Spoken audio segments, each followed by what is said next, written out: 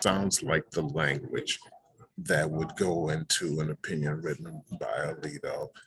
The second thing is based on the arguments and the questions that people were asking and throwing out at each other um, during the oral arguments.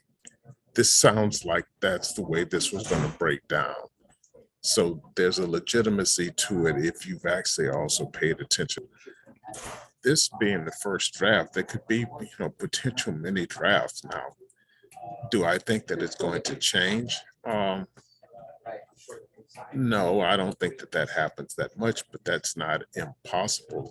That's not unprecedented because there have been times when justices have actually changed their minds.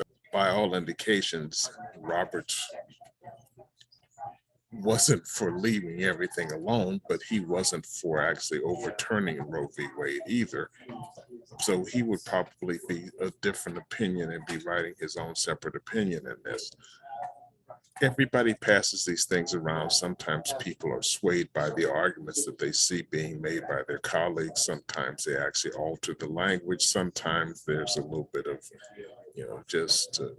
discussions on maybe we need to tone this down because if you say it this way, then it's going to be much more expansive than it would be if you did it this way. There's just so much that can actually go into that. That goes on for months. So what would it do nationally? Well, it then shifts this back to the states and back to this piecemeal, kind of concoction that we had beforehand. And then it becomes political because the way it's playing out is you've got Republican states and then you've got Democratic states, led by Democratic governors. So you can have abortions in, say, California and some other state. But depending on where you are, you could be thousands of miles from access to any of the clinics or any of the places that you could actually go.